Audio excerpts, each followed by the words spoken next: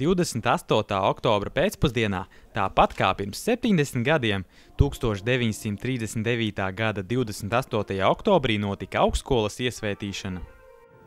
Bet, lai mēs patiesi aptvērtu un saprastu šo pasauli, ir nepieciešama šī garīgā dimensija. Ir nepieciešams, lai pats Dievs atver mūsu acis, lai Viņš svētī mūsu zināšanas, ka tās patiesi arī ir, ka tās ir patiesas un ka tās spēj nest labumu visai sabiedrībai, ne tikai kādai vienai mazai ļaužu daļai.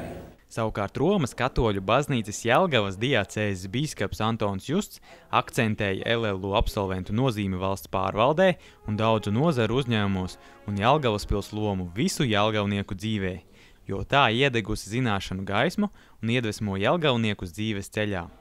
Pēc svinīgās augstskolas iesvētīšanas ceremonijas jubilejas izdevuma līdzautori, varoņi un viesi pulcējās LLU fundamentālās bibliotēkas lasītavā, kurā prezentētas grāmatas Latvijas Lauksaimniecības universitātes 70 gadi un Zinātne un mana dzīve, kā arī žurnāla Plēsums speciāla izlaidums. Ilgi domājām, kurš tad būtu pelnījis nonākt uz augstskolas jubilejas Plēsuma vākam. Un nevienam nebūtu jautājums, kāpēc tieši viņš. Un tad mums radās doma par Kasparu vārdu kapteini, jo tieši viņš šajā gadā šķiet ieguldījis visvairāk darbu, lai apkopotu augstskolas vēsturi.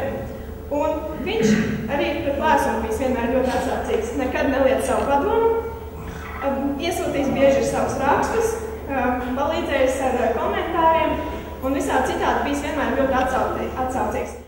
Dienas noslēgumā liela daļa LLU saimnes pulcējās svinīgajā akadēmiskajā sēdē, kuras laikā LLU rektors, profesors Juris Skujāns sveica darbiniekus, kas augstskolā nostrādājuši jau 40 vairāk gadu, vārisko balvu laureātus, LLU jubilejas sporta sacensību uzvarētāju komandu Šalle, aktīvākos fakultāšu studentus un arī pirmā LLU oratoru konkursu uzvarētāju, LLU sociālo zinātņu fakultātes maģistranti Gunitu Svilāni.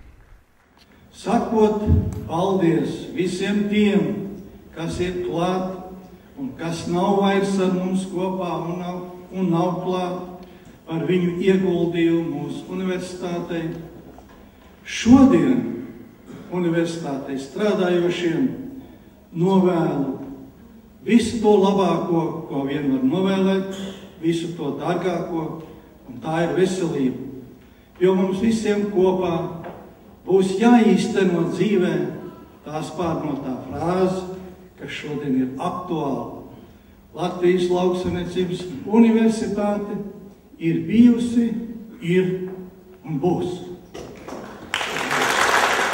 Mēs esam izauguši līdz 9 fakultātēm.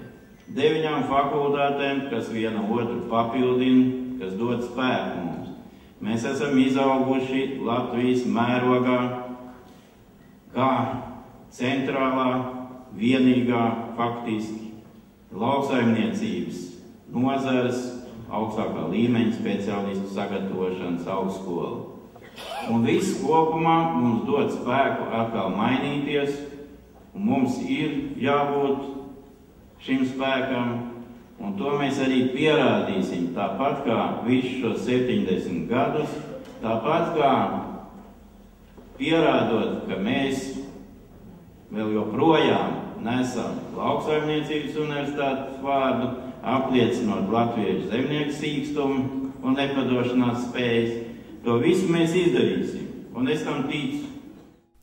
Svinīgo koncertu papildināja LLU pašdarbības kolektīvi, tautas deju ansamblis Kalve, vidējās paudzes deju kolektīvs Kalvas zelta smiltis, jauniešu deju kopas Kalbe, vīru koris Ozols, sieviešu koris Liepa un vokālais ansamblis Riti.